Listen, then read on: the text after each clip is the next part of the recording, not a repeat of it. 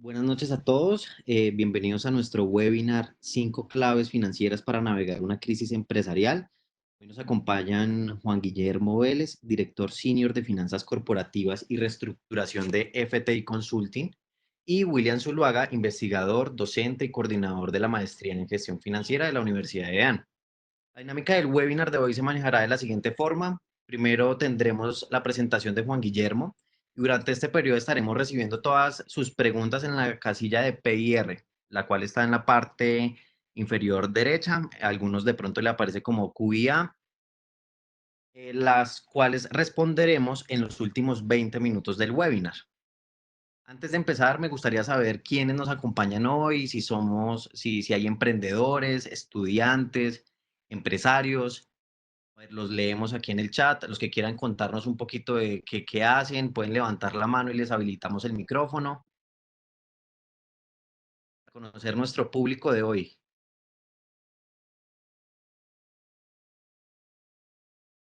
Estudiante Nicolás Castro, bueno, bienvenido.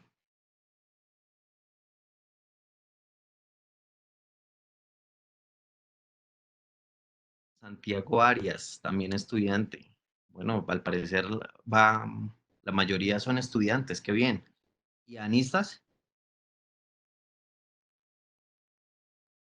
Ah, miren, por aquí también tenemos egresados, contador público, egresados de la especialización en mercadeo, egresado de la especialización de administración y trabaja en el sector financiero. Qué bien, qué bien. Bueno, entonces por lo visto tenemos nutrido a nuestros participantes. Em, bueno, pues muchas gracias a todos por conectarse, a Luis, a Lady, Javier, muchas gracias. Los invitamos a quedarse conectados hasta el final. La idea es que este webinar sea muy conciso al tema y que podamos al final interactuar con las preguntas. El auditorio es todo tuyo, Juan Guillermo. Perfecto. Gracias, Carlos. Un cordial saludo para todos. Espero que la estén pasando muy bien en esta época de cuarentena. Espero que no haya problemas de salud y que tengamos la paciencia para soportar los días que aún nos quedan. Ahí estoy recibiendo buenas noticias que parece que va a salir algún pronunciamiento en estos minutos o ya pasó de alguna exención, pero eso lo confirmaremos más tarde. Quiero agradecerle a la Universidad de AN y especialmente al profe William, a Carlos, por el espacio. Eh, Vamos a hablar de un tema que creo que a todos nos compete, que está de moda lastimosamente y que obviamente genera mucha incertidumbre y es básicamente qué manejo debo darle en materia financiera a esta crisis. Seguramente han visto pues en muchos de las redes sociales y redes sociales empresariales, pues que mucha gente se ha pronunciado al respecto. La idea es como resumir un poco todo eso, explicarlo de una manera, digamos, lo más clara y concisa posible, haciendo la claridad que muchos de los conceptos que aquí vamos a hablar son más basados en el sentido común que en la práctica académica de las finanzas. En la medida que uno va avanzando y profundizando en los conocimientos, se da cuenta que el mundo financiero no es nada más que una excelente interpretación de lo que es el sentido común en los negocios. Con eso, entonces, me gustaría iniciar un poco presentándome. Eh, yo soy Juan Guillermo Vélez, como Carlos decía, efectivamente, soy director senior para la unidad de finanzas corporativas y de reestructuración en FTI Consulting, que está aquí en una oficina en Bogotá. Soy economista con especialización en finanzas. He desarrollado estudios en varias materias, en reestructuraciones, insolvencias, en temas de financiamiento, infraestructura, APP, gestión de riesgos, fusiones, adquisiciones y también temas de negociaciones complejas. Más de 20 años como consultor en diferentes temas, muy generalista mi práctica, últimamente muy dedicado a lo que es el tema de arbitrajes, fusiones, adquisiciones y manejo de reestructuraciones e insolvencias. Soy profesor cada tanto tiempo en la EAN, afortunadamente es un alma mater también para mí y pues muy contento de hacer parte de este selecto grupo y también he sido miembro independiente en varias juntas directivas de varias empresas de varios sectores y he trabajado en varios tribunales de arbitramiento. ¿Quién es la compañía en la que actualmente estoy trabajando? Es una compañía que se especializa bastante en el manejo de empresas que están pasando crisis y que puede ser a través de la gestión del cambio, la mitigación del riesgo o la resolución de controversias. Es una compañía que fue fundada en 1982, casi 40 años de existencia, cotiza en la Bolsa de Nueva York, está en 27 países con 81 oficinas, tiene más de 5.000 empleados y asesora a un selecto grupo de compañías. eh, y afortunadamente en estas cosas aplica el dicho de que él sabe más el diablo por viejo que por diablo. Y es la experiencia que hemos tenido con muchos clientes en muchas latitudes que nos ha permitido tener una experiencia muy interesante con varios casos. La unidad, aquí se divide en 5 unidades, es la de finanzas y corporativas y reestructuraciones, que es la que manejo yo, la de comunicación estratégica, consultoría económica, la parte de forense y litigios y tecnología. Algunas publicaciones internacionales nos han premiado o por lo menos han acreditado pues el trabajo que se ha hecho en estos años. Yo creo que eso nos ayuda un poco a traer qué es lo que vamos a hablar hoy. Y me gustaría comenzar por la aproximación filosófica que tiene esto. Bastante aficionado a los cómics, especialmente a Dilbert. Que esta historia cuenta muy bien lo que estamos sucediendo actualmente.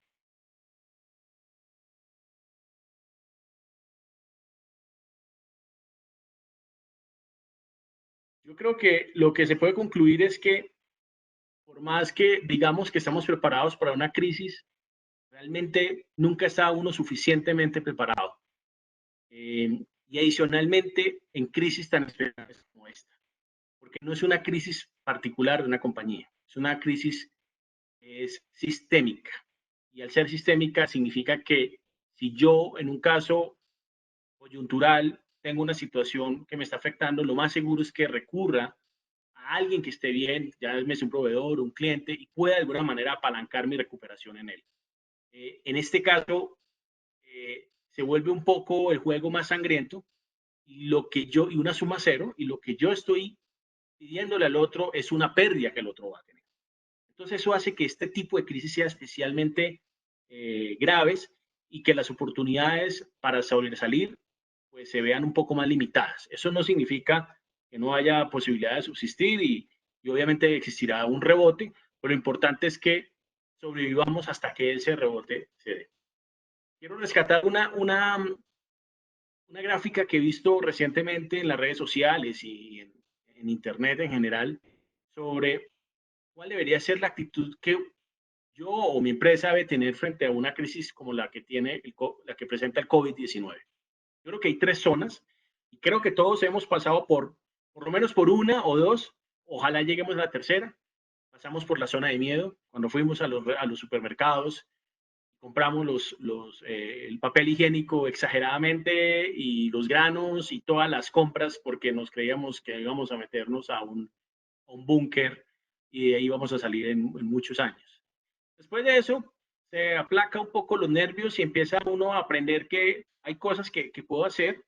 Empiezo a tener una introspección filosófica, de decir, hay cosas que puedo dominar, hay variables que puedo controlar y hay variables que no.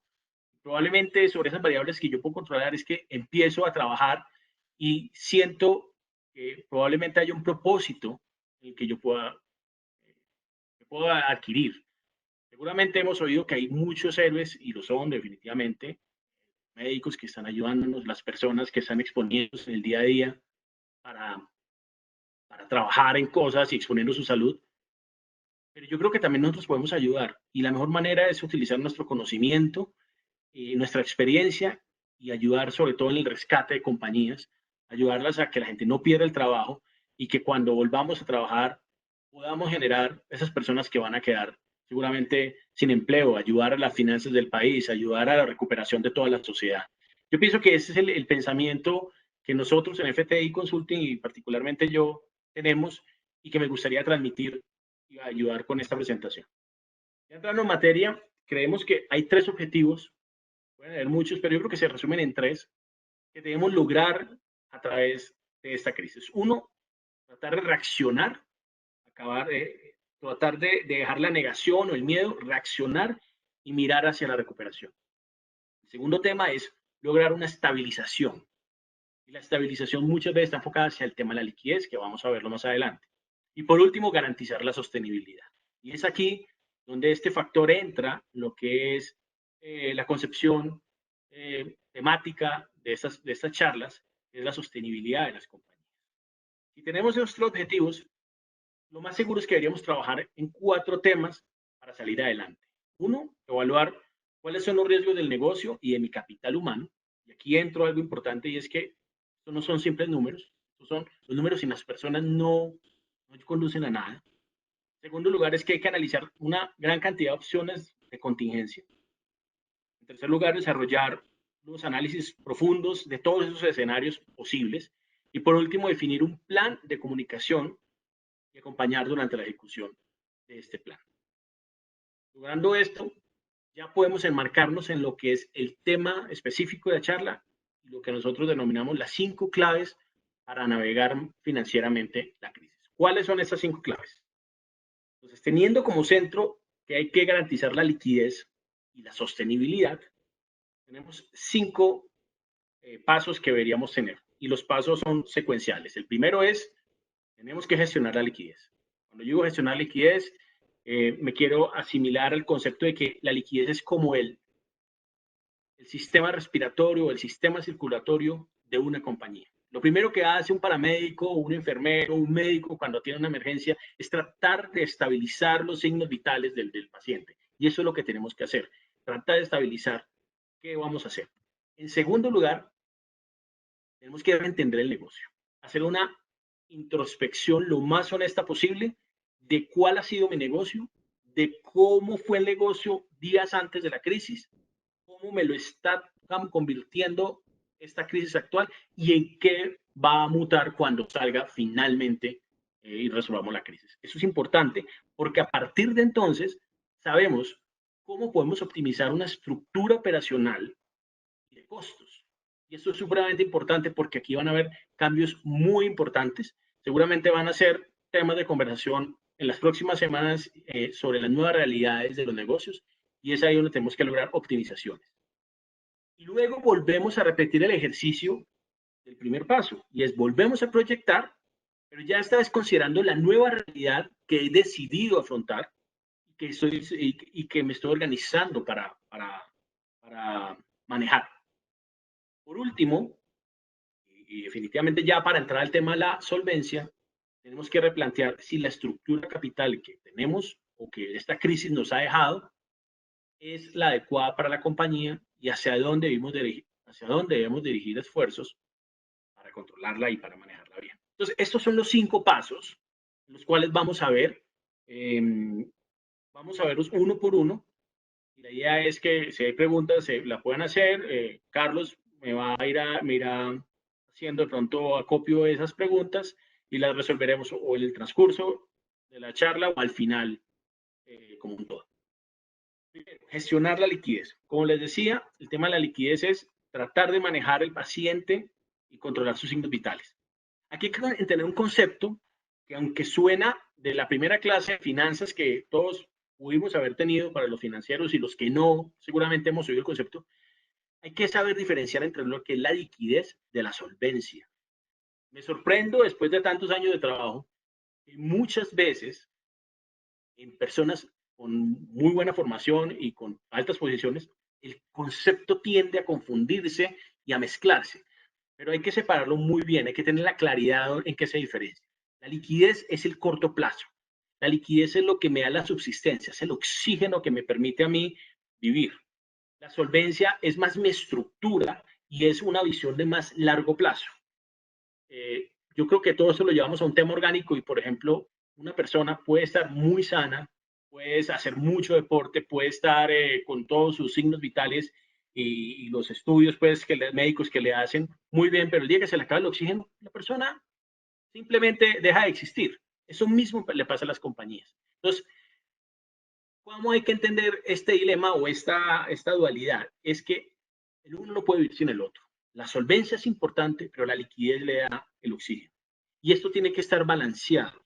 Y tiene que estar balanceado en el corto, mediano y largo plazo. Sin embargo, crisis como esta lo que hacen es desbalancear de una manera importante la relación y empieza a haber un problema muy grave en la liquidez. Y es muy probable, y seguramente lo vamos a ver así, mucha lástima, que varias compañías que parecían estar muy bien por un inadecuado manejo de la liquidez se van a quebrar o van a entrar en procesos de reorganización y esperemos que no de liquidación.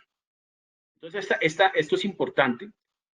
Hay algunos indicadores que uno debería estar haciendo permanentemente para saber cómo está comportándose cada tema.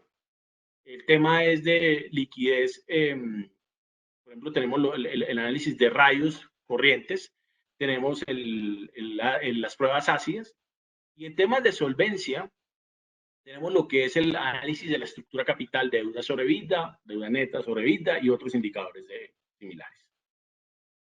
Traigo esta gráfica, que es una gráfica que sacó de un estudio que sacó JP Morgan hace unos 2 o 3 años. JP Morgan hizo un análisis de cuántos días de caja tienen en promedio en las compañías. La respuesta fue muy interesante. La mediana era de 27 días. 27 días que parece que no es suficiente pues para un mes de salario de las personas. De hecho, 27 días ya llevamos en la cuarentena. Entonces, miren lo grave que es. Sin embargo, uno empieza a darse cuenta que por sectores hay diferencias importantes. Y puede estar esto entre 13 y 62 días. Ahí abajo pueden estar los diferentes sectores, están los diferentes sectores en los cuales ubicar las empresas que ustedes manejan. Y definitivamente vemos que hay muchas diferencias en esto, pero el mensaje es, la liquidez a veces se da por sentada o se da por dada y no refleja mucha preocupación, excepto cuando hay una crisis. Esta es una primera pregunta para entrar en calor, se las dejo. ¿Cuáles de estas siguientes afirmaciones no es correcta frente a un flujo de caja proyectado? Les dejo unos 10-15 segundos para que piensen en la respuesta. Y que nos las vayan poniendo en el chat, a ver, y las leemos así rápidamente. Bueno, perfecto. Sí, yo no estoy viendo el chat, Carlos, pero Bueno, no hay problema, yo aquí te ayudo. A ver, veamos quién responde, quién se anima.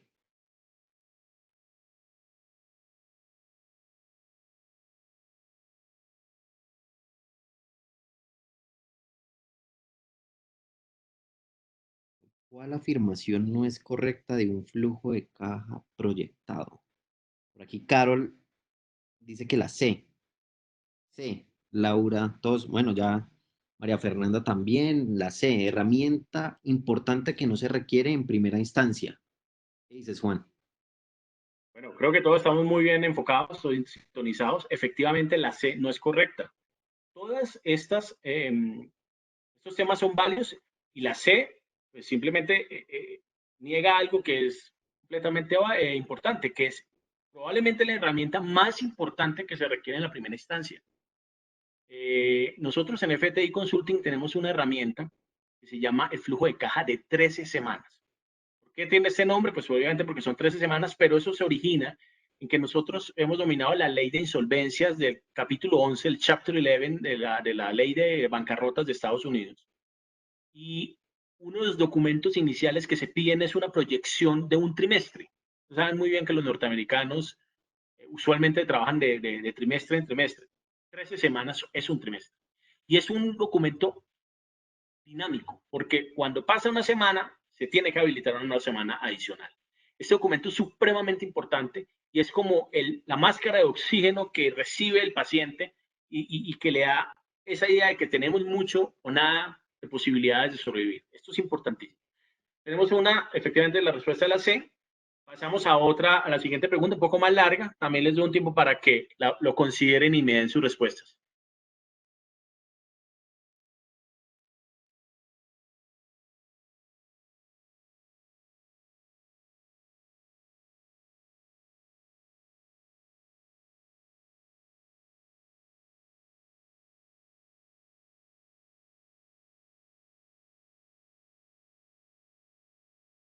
Bueno, por aquí ya Genaro dice que la F.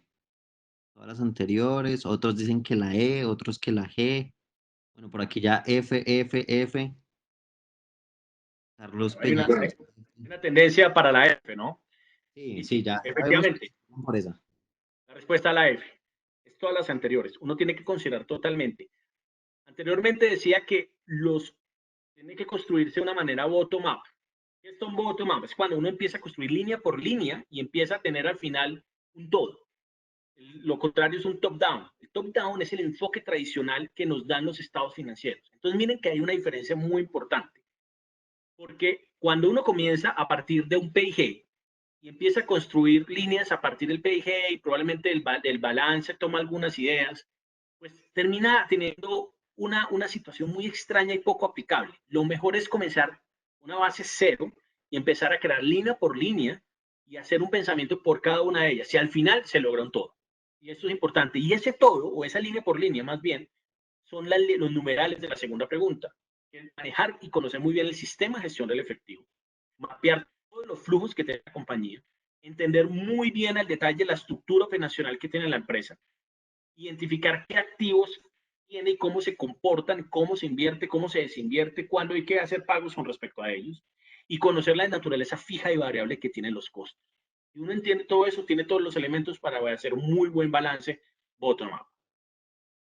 Obviamente hay que tener muy buenas fuentes de información, y las fuentes de información a veces tiende a chocar con algunos pequeños poderes que sean en las empresas, alguien tratando de que no se den cuenta de errores que pueden haber cometido o que no quiere comprometer su presupuesto porque, en fin, todo lo que es característico de los seres humanos.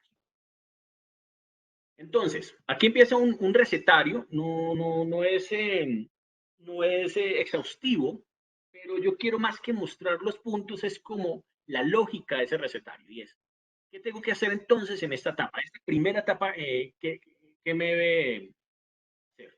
Entonces, lo primero que yo tengo que hacer es diagnosticar la liquidez. Eso es importante, creo que ya está clarísimo con las diapositivas anteriores. Pero hay un segundo tema que mucha gente no tiende a considerarlo y es preparar una estrategia de comunicación. No sirve de nada hacer un flujo de caja muy bueno, tener unas proyecciones, un plan de salida, si no lo sabe comunicar a los stakeholders, a las personas y grupos de interés, a los proveedores, a los bancos, a los empleados, al gobierno mismo, porque hay que pagar impuestos, y evidentemente a los accionistas. Dentro de más diverso sea el grupo, hay que ser más cuidadoso con la estrategia de comunicación. ¿Cuáles son esas actividades o ese recetario? Pues en primer lugar, lo primero que hay que hacer, y esto refleja bien un buen liderazgo, es mantener y empoderar al talento clave. Si usted es la persona que le maneja tesorería, el CFO, la persona de comunicaciones, se le va porque se paniqueó o por alguna otra razón, estamos partiendo de una mala base. Tenemos no solamente que mantener y transmitir seguridad, sino empoderarlos, porque la función de ellos es vital para estos momentos. Segundo, como decía anteriormente, proyectar base cero, olvidar la historia. Aquí la historia ya no sirve de mayor cosa. Aquí comenzamos de un flujo que tiene que construirse con cada línea y cada línea tiene que ser cuestionada en cada ítem. Tercero, suena más fácil, es más fácil decirlo que hacerlo, pero hay que acelerar las entradas de efectivo. Y ahí hay que ser creativo. Tratar de insistir en las cuentas por cobrar, de que se paguen rápidamente, o de pronto ofrecer descuentos por pronto pago, ¿por qué no? En este momento lo que se necesita es liquidez, se necesita sangre, necesita oxígeno. Aquí no es el momento de pensar en la rentabilidad que voy a obtener. La idea tampoco es hacer pérdida, pero lo medida de lo posible hay que tratar de lograr la mayor liquidez posible.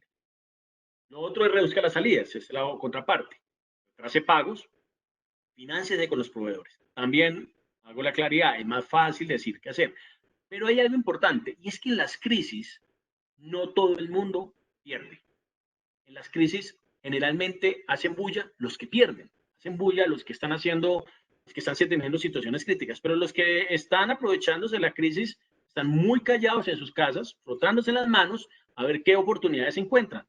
Hace poco, no he podido verificarlo muy bien en Google, pero seguramente puede ser un rumor, pero no se me hace raro este rumor, y es que Warren Buffett está esperando el momento indicado para hacer en este momento inversiones. Claro, tiene una caja gigante, es el hombre más rico, dicen que es el hombre más rico del mundo en este momento, y seguramente es una persona que podría aprovechar y decir, yo compro inventarios y eso. Hay gente en la industria en la que cada uno se mueve que probablemente no la tiene tan grave y se le puede hacer negociaciones interesantes.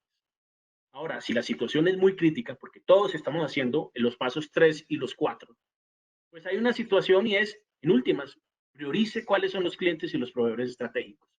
Y la verdad, hay que ponerse colorado con algunos y decirle, no tengo la capacidad de pagarle. Y si se va y toca hacerlo, pero eso es una medida pues que toca hacer en tiempos difíciles. Hay que identificar otras alternativas a capital de trabajo. Por ejemplo, aprovechar las ventajas que el gobierno da en el pago de impuestos. Páguelo después, páguelo en unos meses. Hacer factoring no es una mala idea. En este momento está bien. Probablemente los costos financieros sean altos, pero es una idea que hay que considerar. Y el inventario es el momento de deshacerse. Está muy relacionado con el punto 3 que mencionaba anteriormente. Una cosa importante y es que hay que hacer un barrido de las cuentas. Nos hemos dado muchas veces cuenta con nuestros clientes. Que los clientes tienen cuentas de ahorro, cuentas corrientes que se les han olvidado. Y a veces uno se da cuenta y allá hay, no sé, 5.000, 20.000 dólares, o en otros países que uno dice, ve, no sabía que fuera tan fácil o se revaluó la moneda, alguna cosa, que terminan siendo fuentes importantes. Eso es supremamente importante y vital y ha sido a veces el salvavidas de muchas compañías en momentos de crisis. Otra cosa, antes de entrar al siguiente punto, también hay que mirar la parte mala y es que muchas veces tenemos cuentas corrientes, cuentas de ahorro que tienen unas restricciones y no se pueden hacer uso. Eso los que trabajen en infraestructura entenderán muy bien porque a veces uno tiene una cuenta de ahorros pero no puede hacer uso porque legalmente no está considerada para el día a día de la compañía. Hay que hacer el ejercicio contrario también, porque como usted está haciendo este barrido, sus proveedores o clientes están haciendo también lo mismo. Y eso, obviamente, hay que estar muy pendiente de qué obligaciones se me ha olvidado o no me han cobrado y que va a ser el peor momento en que me lo recuerden. Pero hay que tenerla muy clara y tenerla como una contingencia, casi que una realidad de que va a suceder un cobro de eso. Hay que revisar los cumplimientos de los covenants. Los créditos bancarios tienen covenants y esos covenants hay que darles cumplimiento. Seguramente algo de laxitud puede haber en estos días, pero lo importante es no ser muy descarado en el incumplimiento. Entonces, por lo menos tener muy claro qué es el covenant que yo tengo contractualmente y si hay una renegociación de los mismos o unos waivers, es el momento ideal de hacerlo. Hay que separar lo real de lo contingente. En el flujo de caja hay que construir primero una parte real, una parte totalmente desapegada. No hay que pensar con el corazón, sino frío y despiadadamente hacer un flujo de caja. Pero uno puede hacer un flujo adicional contingente. Y ese contingente, sobre él hay que trabajar. Claramente hay que volverlo real. Entonces, ya empezamos a tener muchas acciones y estrategias para ayudar a salvar la liquidez. Efectúe pruebas de estrés. Imagínense escenarios medio conservadores, medio agresivos o muy agresivos o digamos muy negativos. A ver qué pasa, para ver si la situación es tan grave como uno cree o peor de lo que uno está imaginando inicialmente.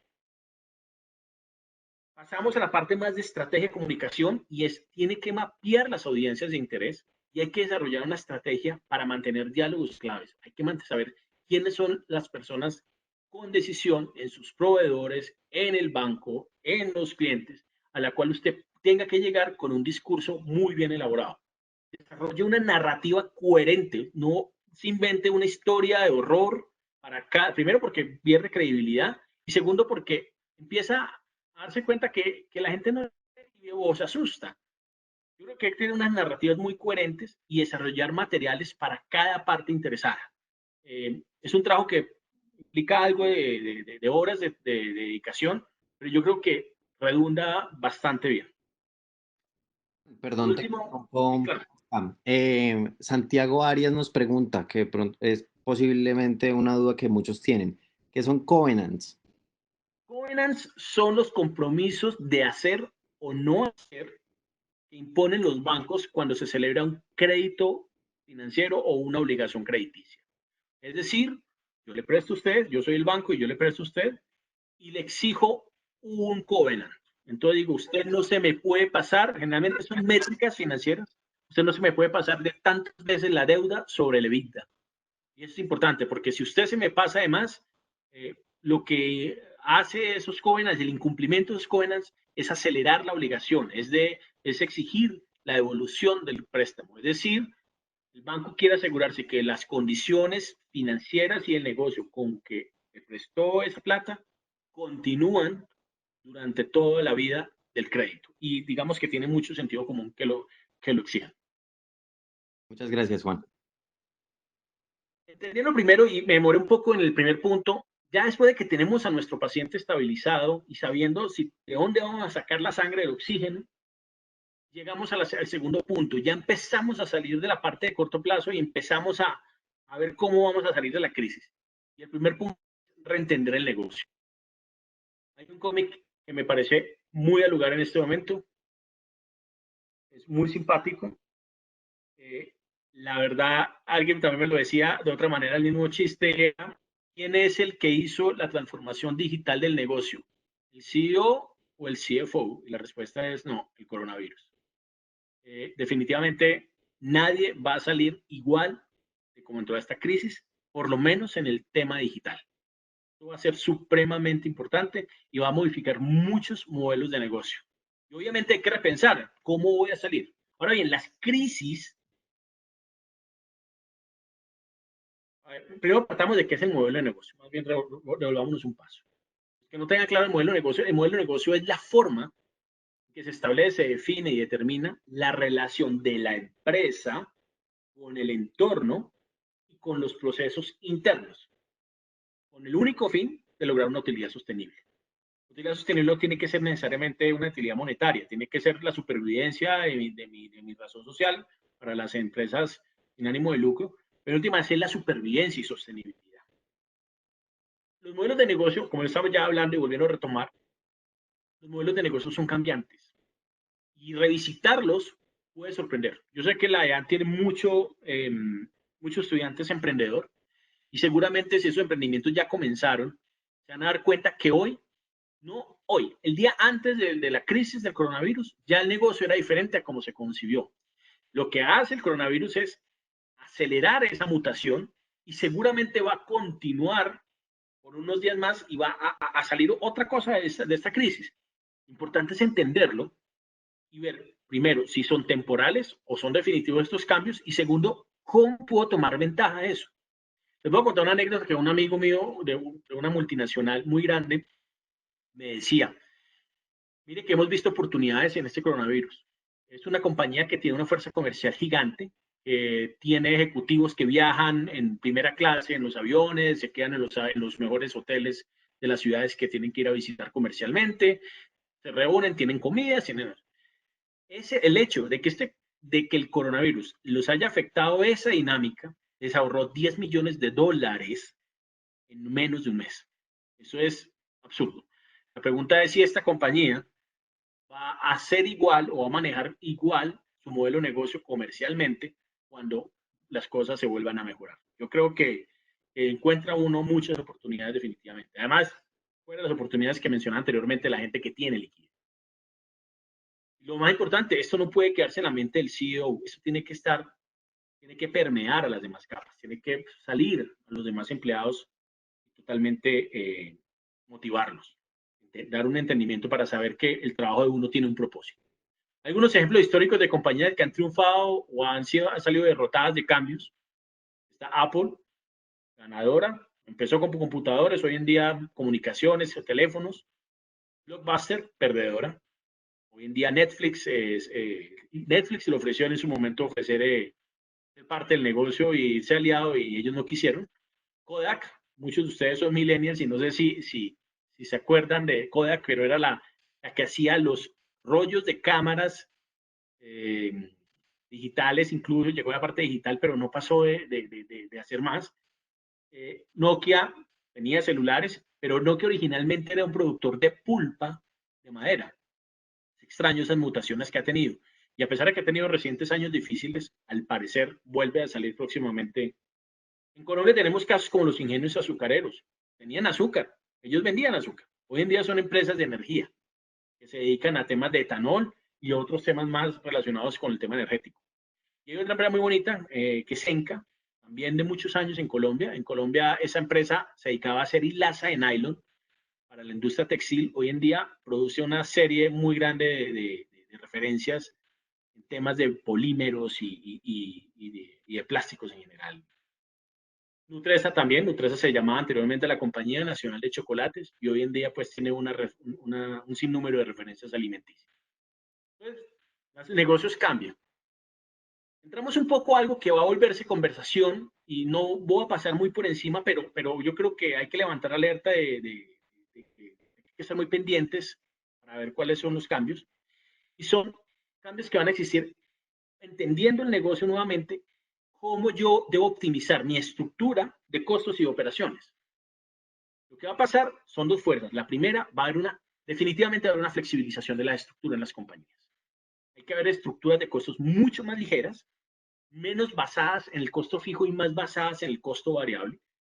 Muchas operaciones van a ser subcontratadas a través de un BPO o un outsourcing. Van a haber alianzas nuevas con gente que se dedica a esos temas y que obviamente hay que estar controlando.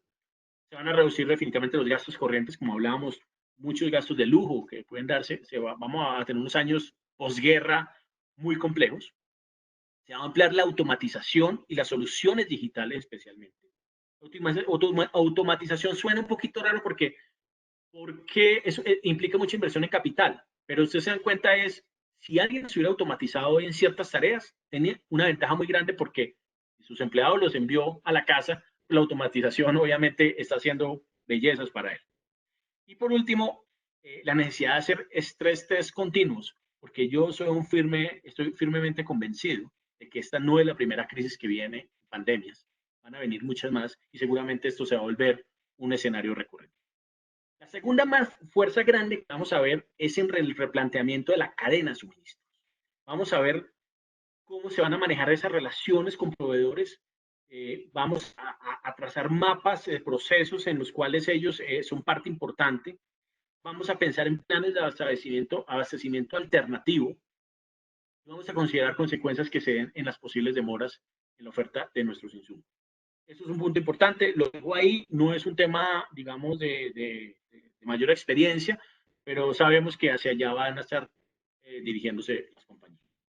Entonces, después de hacer estos primeros tres pasos, volvemos a proyectar el flujo de caja, pero esta vez considerando la nueva realidad. Un buen flujo de caja es bueno si entiende y responde las siguientes preguntas. Primero, ¿cuándo vamos a necesitar una inyección de fondos y en qué monto? No estoy hablando de flujo de caja de hoy, estoy hablando de que ya cuando estamos empezando a superar la crisis y hay que proyectar para salir adelante. Entonces, ¿cuándo se me acaban los fondos y en qué cantidad? Segundo, ¿le voy a dar cumplimiento a los covenants actuales o tengo que llegar a replantearlos? Tercero, si la compañía sale de esta crisis sistémica y entra a una crisis personal coyuntural, ¿qué me la puede desatar? Las ineficiencias operacionales, el mal manejo, por ejemplo, de mi capital de trabajo, o son los fundamentos del negocio, que probablemente estoy en un mundo que ya no es el mismo de antes y ya no puedo tener una propuesta de valor interesante para mis clientes. O probablemente sea una estructura de capital inadecuada. Esto, pues, puede ser razones para desatar una siguiente crisis de liquidez. Es previsible que tenga que reestructurar o peor aún, tener que ir a una ley de reorganización. Es interesante y hay que preverlo. El quinto tema es identificar qué áreas son intensivas en capital y complementariamente las que me exigen más capital de trabajo, cómo pueden ser mejoradas. Y por último, ¿qué opciones podemos utilizar para mitigar potenciales déficits? Esas opciones tengo que tenerlas. Si antes no era importante tener un cupo disponible, ahora sabemos que sí que es importante tenerlo, que hay que estar renovándolo permanentemente con los bancos, que tengo que conocer muy bien la posición crediticia de mis clientes para otorgar cartera o no, y esas situaciones son las que me van a mitigar déficits futuros. Entonces, los principios de esta proyección son los mismos de la primera clave que estuve mencionando, pero el enfoque es diferente. Recomendaciones en general para este flujo de caja es que vale y da réditos ser conservador, aplicar pruebas de estrés permanentes, hacer actualización y una revisión constante, analizar cuáles son los desvíos de manera cuantitativa y cualitativa y comenzar desde un presupuesto de base cero. Obviamente, el objetivo que uno quiere básicamente es tres. servicio de la deuda, hasta atender capital e intereses. 2, tener el suficiente liquidez para poder hacer mis inversiones de capital, también denominadas CAPEX. Y en tercero, poder alimentar el capital de trabajo en caso de que mi negocio esté creciendo. Una inversión que muchas veces los financieros o los empresarios no la consideran en sus proyecciones. Como para no tener tantas palabras en las diapositivas, les traigo un ejemplo de una empresa que hace poco ayudamos a reestructurar. Y ahí pueden ver que en la parte de arriba hay un presupuesto que ellos nos pasaron originales en su flujo de caja. Y era bastante optimista, porque las primeras 3, 4 semanas ya no se estaba cumpliendo. ¿Qué tocó hacer? Llegar a hacer un ejercicio muy juicioso y hacer una nueva proyección. Ahí se dan cuenta la diferencia tan grande. Esto es un negocio de restaurantes que recibía pues un efectivo de manera semanal importante, pero mire la diferencia tan grande. Están proyectando entre el doble y casi el triple de lo que realmente recibían durante esas 13 semanas. Ese ejercicio a 17 semanas, pero pues digamos que se ve una proyección muy interesante, muy diferente a lo inicialmente propuesto. Y entramos al quinto punto, ya un poquito más superado, ya con la calma y entendiendo que estoy en un nuevo negocio y ya lo proyecté. Debemos hacer una pregunta muy sincera, muy profunda, y es, ¿cuál es la estructura de capital para mi negocio? Que me garantice la supervivencia y la sostenibilidad de mi empresa. A ver, la posición nuestra es, nosotros no somos enemigos del apalancamiento financiero, no somos enemigos de la deuda, pero indiscutiblemente el apalancamiento implica riesgos. ¿Por qué? Porque cuando son vacas gordas, seguramente mis retornos van a ser superiores por el concepto de apalancamiento financiero, pero en vacas flacas obviamente esto se puede deteriorar y nos pone en situaciones muy comprometedoras. El tamaño de la deuda en esta materia sí importa. El contexto colombiano no ha sido tradicionalmente favorable a construir capital por unos problemas tributarios. En Colombia existía el impuesto al patrimonio y muchas empresas se vieron con la tentación de no tener patrimonios grandes y a veces hacían inyecciones de capital vía deuda subordinada. Esto lo que hizo fue generar patrimonios débiles en Colombia. Uno empieza a mirar con otras latitudes, con Europa, con Estados Unidos, y empieza a darse cuenta que efectivamente el capital de los colombianos tiende a sufrir de enanismo. Hay unos, no, el tener buena EBITDA no le garantiza tener mucha deuda. Entonces hay gente que se enloquece. Por ejemplo, aquí tengo dos ejemplos, dos ejemplos muy recientes. Unas centrales térmicas que en Argentina tenían un margen de vida de más del 70% y con eso no conseguían atender el servicio de la deuda. O sea, es impresionante, el de 70% es una cosa absurda, es un proyecto, pues, eso es muy normal en el sector de energía o infraestructura, conseguir esos debidas grandes, pero no era suficiente. Y otro ejemplo que teníamos en Brasil era con una empresa fluvial que tenía un margen operativo del 47% y que después de gastos de intereses y financieros, ese margen se reducía al 6.2%. Entonces, miren que el tema de la deuda tiene sus pros y sus contras. Pero entonces, la pregunta es, ¿cómo se define una adecuada capacidad de deuda? En general hay muchos factores y hay muchas formas de medir. Pero en el contexto colombiano, y yo viniendo de bancos y de banca de inversión, usualmente se acostumbra mucho el manejo de unas métricas basadas en el EBITDA. Hay un cuadro que me gustaría que lo observaran bien, y es cuál es la relación deuda sobre vida que yo debería tener. Aquí estamos comparando obviamente muchos sectores, pero en términos generales, el óptimo debería estar entre 1 y 2 veces deuda sobre vida. Si está por debajo, uno tiene oportunidades para lograr mayor apalancamiento financiero. Y si está por encima de 2 a 3, pues ahí ya hay que empezar a considerar otros factores, en qué industria está, qué tanta inversión en CAPEX debe hacer, qué tan importante es el capital de trabajo y la inversión que va a hacer en él, temas tributarios y otros más. Pero de 2 a 3 ya empieza a ser una zona de cuidado y definitivamente más de 3 veces deuda sobre vida es una situación peligrosa y los acreedores son muy reacios a seguir prestando nuevos recursos para ellos. Esto, si me están llevando la conversación probablemente van a concluir que si estamos en un proceso de crisis y de recuperación, lo que más seguramente va a pasar es que tenemos que llevar a una estructura de deuda que no pase de esos límites. Probablemente haya que hacer algunas situaciones muy dolorosas.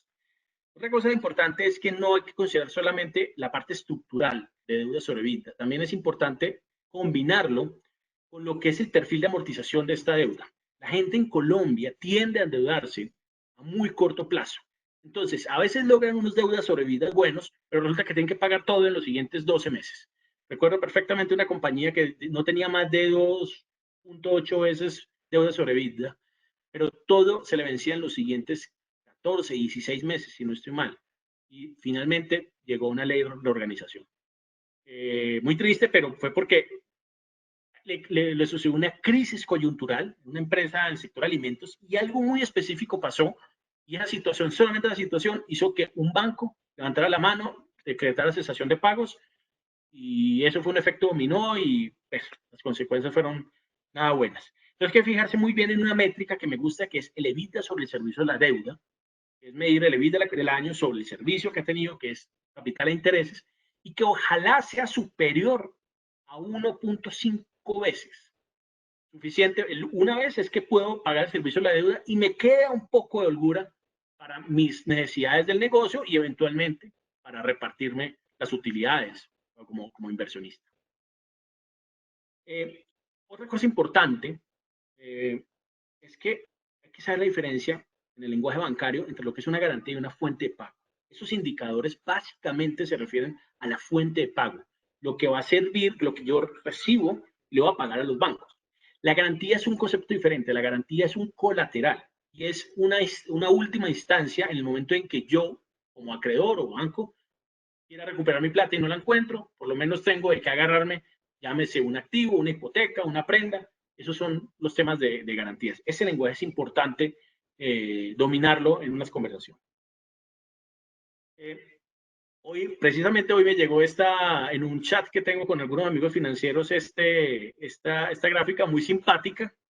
Me da risa porque ese indicador no existe, pero yo creo que sí va a existir. Yo creo que es importante entender cómo era la vida antes y cómo es después. En el 2020 vamos a mostrar unas cifras tan malas financieramente que yo creo que los acreedores o los grupos de interés van a estar preocupados en cómo venía la vida antes del coronavirus y cómo va a salir después del coronavirus.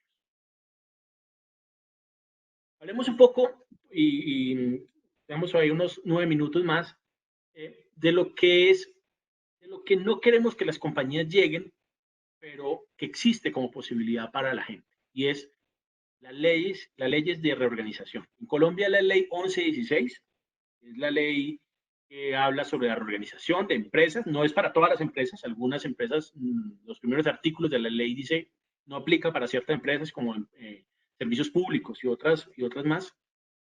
Y en Estados Unidos se llama el Chapter 11. Seguramente lo han oído. Son muy similares y tienen unos objetivos muy parecidos. El principal objetivo es proteger al deudor.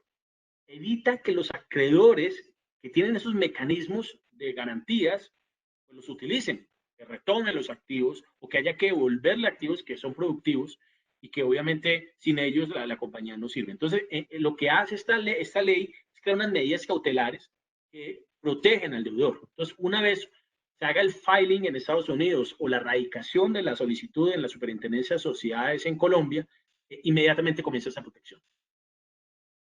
Después, una vez ya admitido, se adelanta un plan de reorganización. Y esto es básicamente, el objetivo es redimensionar los pasivos con el valor negocio. Muchas veces los pasivos son más que lo que vale el negocio. El valor del negocio puede ser un ejercicio de flujos de caja descontados o puede ser una suma del valor comercial de los activos. Pero en cualquier caso, si los pasivos superan, estamos en una situación de una insolvencia, un riesgo de liquidación muy grande. Entonces, lo que normalmente se hace es un ejercicio de cuánto hay que castigar y quiénes son los que van a sufrir. Lo más claro es que los dueños de la empresa son los primeros que se tienen que bajar del bus y siguiente es otros acreedores. Usualmente los garantizados, los que tienen hipotecas o garantías o prendas, son los que mejor van o una posición más segura tienen, porque si eventualmente existe la liquidación, ellos reciben, pero de todas maneras esto entra en un plan de pagos que se puede extender por muchísimos años. Hay una posibilidad, en Colombia no es muy común, pero existe, la ley lo permite, el Chapter 11 sí que lo permite aún más, y es permitir el financiamiento adicional. Suena extraño, pero, o sea, usted está en una reorganización y va a pedir más plata, sí, la ley lo permite, y en unas condiciones muy favorables para el que está financiando. Finalmente, es un riesgo muy grande. La tasa va a ser buena, pero es el primer, la primera prioridad en el pago de esa deuda. Entonces, hay gente que lo hace. En Estados Unidos se llama el DIP financing, que DIP significa debtor in possession, o sea, el financiamiento al deudor que está todavía con la posesión de su empresa. Y es una actividad que seguramente en Colombia puede que se reactive o se active de una manera importante. Y en últimas, lo que se quiere es abrir la opción para transacciones estratégicas. Y ahí creo que falla un poco la ley colombiana. Colombia es como, la gente lo ve como yo puedo negociar un crédito a 10 años, y así me lo han dicho muchos empresarios, al IPC, y entonces así voy a quedar tranquilo. Pues sí, es cierto. Lo malo, la parte negativa es que durante esos 10 años seguramente no va a recibir dividendos, y eso hay que aguantarse todo ese tiempo. La ley de Estados Unidos es un poco más amiga de trate de sacar el negocio a unos niveles donde pueda venderse, y todos ganen. Yo pienso que esa perspectiva debería implantarse poco a poco en Colombia. Para demostrar que está bien actualizada esta presentación, está el decreto 560, que salió ayer a las 7 de la noche, donde está la facilitación del proceso de reorganización. Los invito a que lo lean, pero básicamente salieron medidas transitorias que van a durar 2 años, que flexibilizan todo lo que es la ley 1116. Se permiten negociaciones de emergencia. Es más fácil entrar a que el juez, digamos, no tenga que hacer la auditoría de toda la información que se entrega y se va a permitir procesos más expeditos. Incluso se le dio la posibilidad a las cámaras de comercio a que adelanten procesos de negociación o sí, de negociación de planes de reorganización, que obviamente lo que tenían que hacer es que terminan siendo validados por un juez, pero de alguna manera más gente va a ayudar en esto porque la carga va a ser muy grande para los juzgados. Y también salen algunos alivios tributarios para aquellas empresas que están en proceso de insolvencia, alivios que son supremamente vitales en este momento. Pero antes de uno pensar en una ley de reorganización, uno debería ver otras opciones, y nuestra recomendación es, merece la pena hacerlo. Y aquí la creatividad y la sinceridad que uno tenga con uno mismo juegan un papel demasiado importante para considerarlas. Hay 3 opciones que pueden ser antes de una ley de reorganización. Una primera es una reestructuración con acreedores. Básicamente es hablar con los acreedores, que pueden ser bancos o puede ser una suma de bancos y proveedores, y sentarme a negociar con ellos. Hay 4 dimensiones que yo puedo, que yo tengo que analizar. Si me da continuidad, si es un buen alcance, cuánto tiempo me gasta y los costos. La continuidad en una reestructuración con acreedores es alta porque generalmente el equipo permanece. El alcance es bajo porque solamente son las deudas específicas que están negociando, no entran deudas impuestos o deudas con trabajadores. El tiempo tiende a ser muy rápido y el costo es bajo. Otra idea es capitalizar a creencias. Tan sencillo como decirle a alguien que uno le debe plata, venga, ya no le debo, sino vuélvase accionista de la compañía. A veces puede ser con un esquema preferencial, y eso hace que sea relativamente rápido. No todos los acreedores están dispuestos a hacerlos, pero en los bancos corre muy bien el dicho de que del ahogado del sombrero, muchas veces esta es una posibilidad que en última instancia los bancos la prefieren sobre una reorganización. Está también el tema de recategorización de creencias, muy normal en Estados Unidos, y es, yo era un deudor garantizado y voy a bajarme la categoría, pero me van a dar mejores condiciones de pago y bueno, finalmente eso se hace. También puede ser una recategorización hacia arriba, es que algunos deudores, con tal de que me mejoren las condiciones de pago, yo les puedo dar ciertas garantías que estaban libres, que se las puedo brindar. En esto hay 2 o 3 consejos. Uno, dentro de más rápido se piense en esas opciones, lo mejor. El colombiano tiende a verse con el agua al cuello para considerar esto, y a veces nosotros como asesores, porque nosotros muchas veces hacemos esto, le decimos ya es demasiado tarde, yo creo que lo mejor es que se vaya a una reorganización. Y hay dos grandes enemigos, ojalá los identificamos internamente, y es la inexperiencia y el día a día. La inexperiencia se une con no quiero sonar incorrecto políticamente, pero es la autosuficiencia. Entonces, uno habla con alguien que ve que está un poco difícil en sus números y dice, para eso tengo un financiero que le pago bien y debería hacer la vuelta. Pues a ver, el financiero tiene tantos temas que hacer y no tiene la experiencia. Es que hacer una renegociación de esto, pues, como dije al principio, el diablo sabe más por viejo que por diablo. Eh, Adquirir y hacer la curva de aprendizaje toma su tiempo. Usualmente se extienden y se hacen más costoso que haber contado con los servicios de un profesional. Y el otro es el día a día. No me imagino cómo hacer la carga operacional de todos los directivos, de los CFOs, ahorita en adelante, y que van a trabajar bastante para tener tiempo de hacer una reestructuración. Finalmente, ya me faltan, creo que me pasé unos minutos, pero básicamente no dejemos de considerar temas importantes, las personas. Las personas, la seguridad y la salud son lo más importante en las compañías. No se nos olvide esto. Hay una serie de recomendaciones al respecto que se las dejo y seguramente compartiremos más adelante. Gobierno corporativo, este es el momento no para hacerlo a un lado, este es el momento para implementarlo bien. La idea es que la planeación y la entrega de informes integrados sirvan para que la estrategia de que estamos hablando realmente se convierta en resultados y en rendimientos.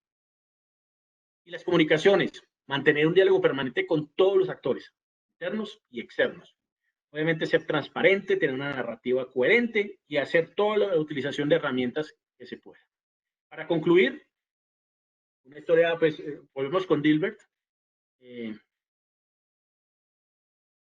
La verdad es que todo esto suena muy bonito en la teoría y cuando nos toca, pues, a veces tenemos la negación, pero esa es la conclusión. Hay que estar preparados y afrontar la realidad. Las conclusiones son muy evidentes, las vimos a lo largo de toda la charla. El aspecto financiero, aunque es vital, tiene que enmarcarse en un manejo integral de la crisis. Estamos preparados para ciertas crisis, pero poco para una crisis de esta proporción. Esto se sale de cualquier proporción, no tiene antecedentes. Hay que diferenciar muy bien entre lo que es la liquidez y la solvencia y entender el equilibrio y el balance entre ellas. El cash is king. Esta es una frase muy común. Hay que diagnosticar la liquidez no solamente ahora, sino hacia el futuro. Buscar permanentemente optimizaciones en lo que se vienen en operaciones y en costos. Tener una mesura, que esa es la palabra ideal, en el apalancamiento. La creatividad va a ser importante antes de considerar una reorganización. Antes que se nos ocurran, hay activos improductivos, hay fuentes adicionales, hay garantías que puedo dar, mejor dicho, hay que considerar antes de una reorganización que no es tan buena como normalmente se pinta a los empresarios. Y la gente es primero, no que no quepa la menor duda, hay que comunicarse con ellos de una manera clara y asertiva. Y por último, y creo que es la conclusión final, es de aquí vamos a tener un activo muy importante y es el aprendizaje. Y eso va a generar unas barreras de entrada en los negocios que tenemos y unas ventajas impresionantes hacia el futuro que van a enseñarnos a tener resiliencia y sostenibilidad. Quedo abierto para las preguntas, Carlos. Muchas gracias, Juan Guillermo. Muy nutritiva la información, además en estos tiempos de crisis, ¿no? Ahora bien, yo antes quisiera adelantarme y preguntarte qué tips le podemos dar a esos emprendedores que de pronto ahorita no ven el factor financiero o no lo veían tan importante o de pronto no conocen a fondo el tema financiero, sino que obviamente van creciendo con su emprendimiento muy orgánicamente y qué deberían tener en cuenta. Ok, sí, los emprendedores sufren, están en una parte de la curva muy compleja. Yo creo que la recomendación que nosotros siempre hacemos a ellos es mantener flexibilidad. Cuando decimos flexibilidad es negociar todas las entradas de capital de una manera bien. Mire que me preguntaban qué son covenants. Es una pregunta muy buena porque es que a veces el emprendedor está negociando con una entidad y la entidad le dice, bueno, te tienes que cumplir estos covenants. El emprendedor de una manera muy cándida muchas veces dice, ok, Y después, con el tiempo se da cuenta que esos covenants eran supremamente leoninos o difíciles de cumplir y entonces obviamente termina entregando parte del control de su negocio. Yo creo que es muy importante esa flexibilidad, ser siempre muy sólido financieramente, tratar de tener una buena, no crecer por crecer, ver si los negocios realmente son rentables y dan liquidez, porque un negocio solamente rentable no es suficiente. Y yo creo que tener siempre un ojo avisor a todo lo que son las oportunidades que se van a presentar. Yo creo que la universidad tiene un enfoque de emprendedores muy enfocado al tema digital y yo creo que las oportunidades que se van a venir para los que no tienen empresa son muy grandes. Obviamente, tratar de que la operación sea lo más variable posible y lo más ligera y flexible. Eso es como recomendaciones así de golpe. De acuerdo, bueno, muchas gracias. Ahora con las preguntas que nos llegaron, Robinson Oviedo, quisiera saber si está por acá conectado y que nos la haga. Le habilitamos el micrófono. Robinson, ahí ya puedes hablar. Ok, gracias. Buenas noches para todos. Buenas noches, Y Robinson. Buenas noches. gracias. Gracias. Mi pregunta está relacionada como en las estrategias y pensando en la liquidez de corto, mediano, incluso de largo plazo. Una herramienta como la titularización de activos, ¿qué tan flexible o qué tan buena y dinámica puede ser, digamos que en este momento y especialmente cuando se haga de manera recurrente, de manera que me pueda dar de golpe unos valores de capital importantes, pues utilizando unas fuentes de activos no tan líquidos, que los puedo volver líquidos en un momento específico y con la recurrencia del mecanismo poder estructurar bien mi estructura de balance, hacer una estructura de balance que me permita manejar la crisis de buena manera.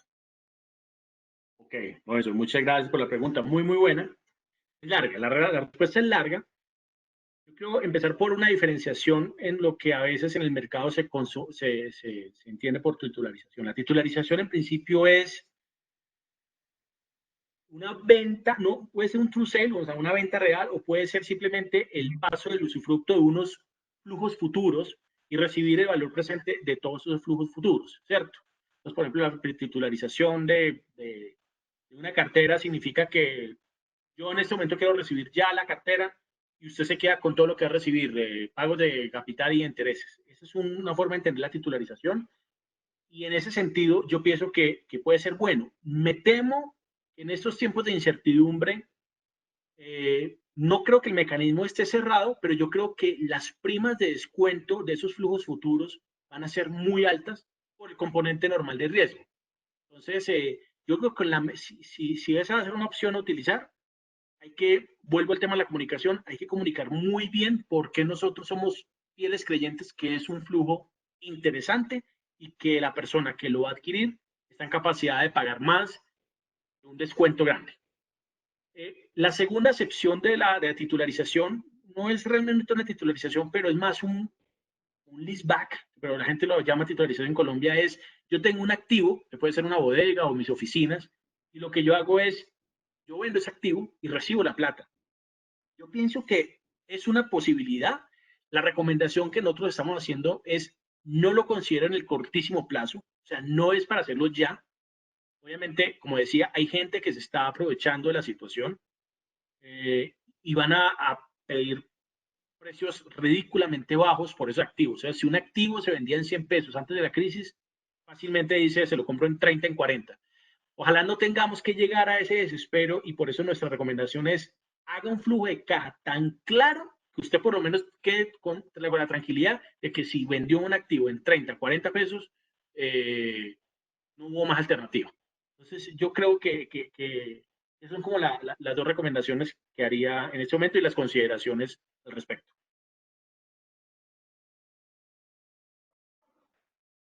Ok, mil gracias.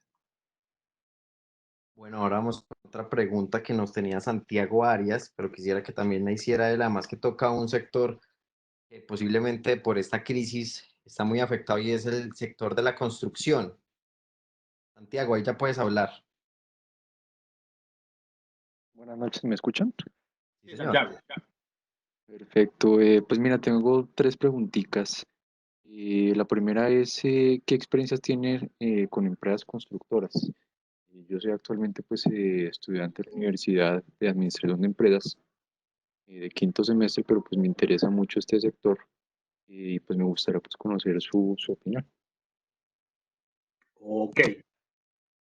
Bueno, hay que hacer notar que la experiencia de nosotros en construcción es grande, pero es muy diferente en los diferentes países. En Estados Unidos, la construcción se maneja un poquito diferente, muy sobreapalancado. Usualmente lo que existe es lo que existió en la crisis del 2008 especialmente, y ahí recomendaría esta película tan buena que se llama The Big Short, que tiene que ver mucho con el tema inmobiliario y construcción. Eh, la verdad es que hubo unas ventas muy grandes, una realización de activos a unos precios supremamente complejos. Y eso es lo que, la gran enseñanza de eso es que lo menos apalancado que uno haga el proyecto, lo mejor. En Colombia, afortunadamente, la dinámica de construcción es más mesurada que en Estados Unidos. En Colombia usualmente no hay créditos constructores tan grandes y tan ridículamente, digamos, a la mano. Entonces, uno lo que utiliza es como un mecanismo de prefinanciamiento y todo eso. De todas maneras, cuando llega una crisis, también afecta. Yo considero que vienen tiempos difíciles para las constructoras. Yo creo que las constructoras que tengan menos apalancamiento son las que van a subsistir, y las que tengan mucho apalancamiento van a tener que hacer seguramente una reconversión de muchos de sus pasivos y unas ventas muy grandes de proyectos actuales. Eso en ese tema. No sé si la pregunta también vaya hacia la construcción de obras civiles, que a veces los dos términos pues están ahí. Creo que en obras civiles hay un poco más de seguridad. Yo conozco bastante infraestructura y creo que lo que va a haber es un soporte muy grande en lo que es las vigencias futuras que el gobierno ha comprometido, y eso empieza a generar una dinámica favorable. Y creo que si bien pueden haber algunos temas, no va a haber esa situación tan crítica como los constructores de obras residenciales. Bueno, prácticamente pues resolvimos las dos primeras. La segunda iba relacionada como al buen manejo financiero de una empresa constructora. La tercera es, pues todo el mundo escucha, o yo he escuchado mucho últimamente de fusiones, grandes tratos que se han hecho entre empresas. Este proceso, ¿cómo se hace como a grandes rasgos? Es más como cuestión como de curiosidad, cómo se pactan ese tipo de convenios como puntos claves a tener en cuenta. Yo creo que es tan sencillo como la compra y venta de un activo. Lo que pasa es que es un activo que es un negocio y que usualmente la valoración se hace en las expectativas de generación de caja futura, como la metodología normal. Eh, yo creo que yo, que trabajamos mucho en temas de fusión y adquisiciones, todavía no vemos como que el sector se vaya a ver afectado, pero claramente va a detenerse. Yo pienso que mucha gente va a replantear el negocio. Las empresas, va a haber seguramente una nueva actualización de cifras, y eso es lo que seguramente va a pasar. Pero yo creo que esto nos toca con las negociaciones, los activos, el reprecio de todo esto. Perfecto, Juan, muchas gracias. Juan, bueno, yo tengo una preguntita también y es, ¿de qué forma el sector financiero puede apropiarse o abordar la sostenibilidad social o ambiental? A ver, esto es una pregunta bien difícil. Yo, yo pienso que la sanidad financiera de un país es la mejor garantía de la preservación de nuestros recursos ambientales. Alguna vez un presidente decía algo que era muy fuerte, y era: cuando hay más riqueza es menos el daño a los recursos. porque hay mayor conciencia, la formalización, los grupos de interés, porque finalmente tiene otras opciones probablemente más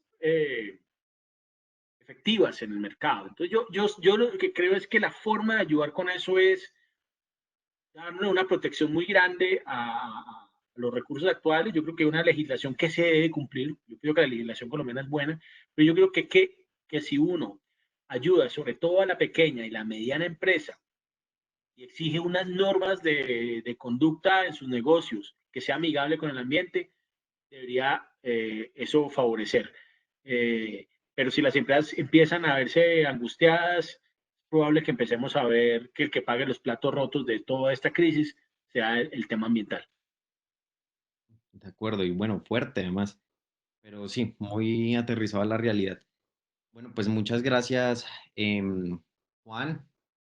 Gracias además a todos los que se conectaron y los invitamos a estar conectados con nuestro siguiente webinar el próximo jueves 23 de abril con economías en épocas de coronavirus. Y bueno, aquellos que quieran contactar a nuestros panelistas, a Juan, cuéntanos dónde te pueden buscar. Mira, claro, me pueden buscar, si quieres yo puedo, no sé si envío un correo, pero el correo mío es juan.veles@fticonsulting.com. Me pueden buscar en LinkedIn también, Juan Guillermo Vélez, pues muy abierto a todo lo que ustedes necesiten. Efectivamente, ese es el correo que acaban de poner ahí que alguien chateó. juan.veles@fticonsulting.com. Perfecto, Juan, muchas gracias. William, también, si quieres dar algunas palabras.